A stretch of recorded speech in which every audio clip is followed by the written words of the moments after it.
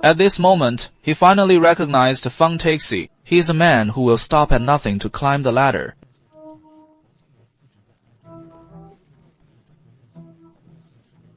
秋尚雅stood desperately by the roadside, watching the truth about his instigation of murder being made public. Huang Jingyuan walked out of the crowd with a heavy heart, thinking of death once again. Mother's words, forever, forever, forever.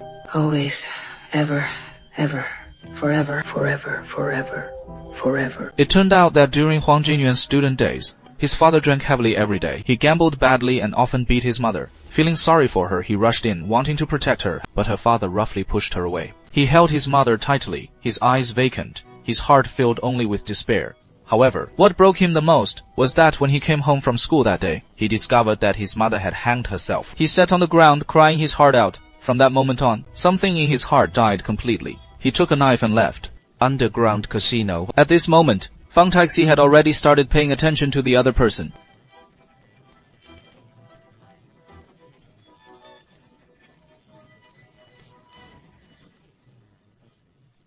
In the interrogation room, Fang Taxi asked a strange question.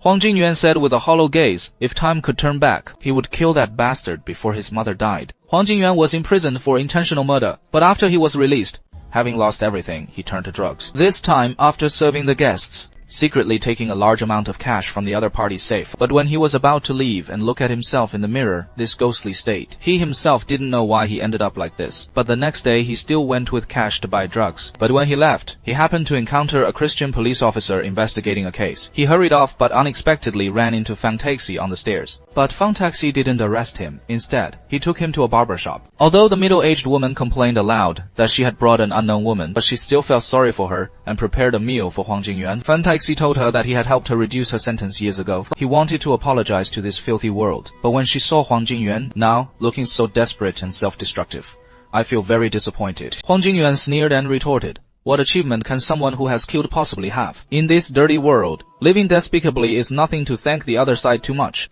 She didn't give up on him but instead proposed to join forces to accomplish something big. Fang Taxi knew Huang Jingyuan very well, knowing that the other person's dream is to become an actor. So he promised to create a stage for the other party to live anew. Thus, Huang Jingyuan became the sharpest knife in Fang Taxi's hand. He was specifically responsible for handling those shady matters for him. Next, Huang Jingyuan began to take on various roles. Approaching秋尚雅, under Fang Taxi's arrangement, he became秋尚雅stand-in. On set, the director praised秋尚雅as a true actress. Huang Jingyuan quietly observed this woman from the shadows. He discovered that秋尚雅was actually living a painful life. What truly made her feel a sense of shared misery? What I feel is秋尚雅tearful lament. You don't care! You don't care!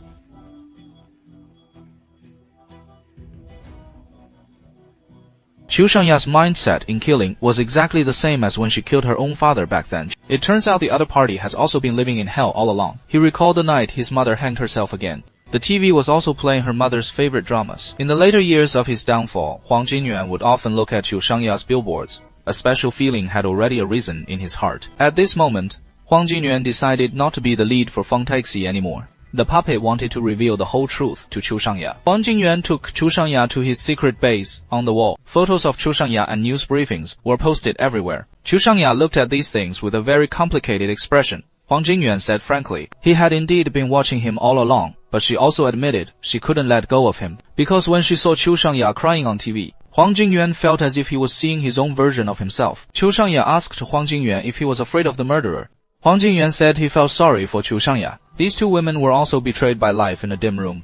A silent alliance was formed, but in his sleep,秋尚雅mistook him for Jisoo.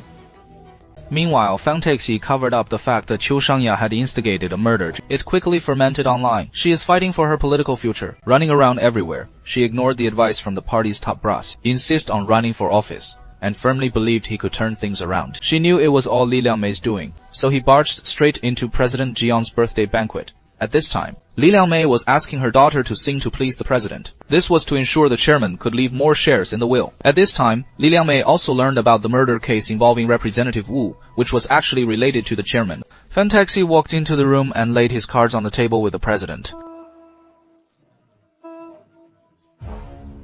He took out a thick stack of documents. He said this was evidence proving the chairman was the real culprit. Although someone like the president can see through the law, faced with such ironclad evidence, it can also feel exhausting. Fang Tai apologized for the threat. If the president doesn't handle the negative news caused by Li Liangmei soon, he will make the evidence public. The president was so angry he was trembling all over, his breathing rapid. In the end, he collapsed directly onto the sofa. Li Liangmei overheard everything from outside the door. She rushed into the room. At this moment, the president was convulsing all over. Soon, a disgusting smell began to spread. To make a move, he personally ran to the bathroom, wildly rubbed, her underwear stained with black marks. His gaze became unusually wild. Ordinary people suggest calling 119, but he scolded her hysterically. He said, "Calling an ambulance now is a public notice. The world's presidents are dying." After calming down, she carried a bowl of water. He walked back into the room, looking at the unconscious president. He said modestly. At that moment, the president suddenly opened his eyes and grabbed Li Liangmei's hair, warned her to clean up all those shameful matters. Although Li Liangmei was terrified, when the president fainted again, her gaze grew even colder. He called his subordinates.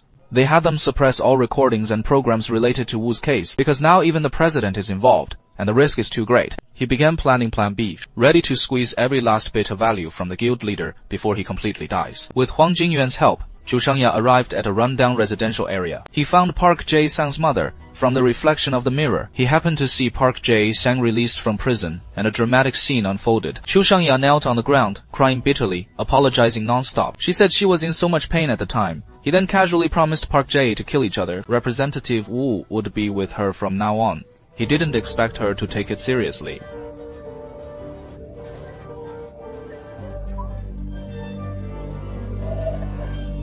At that moment, Park Jae-sang appeared. Her earlier acting seemed to have had an effect. Park Jae-sang's eyes glistened with tears.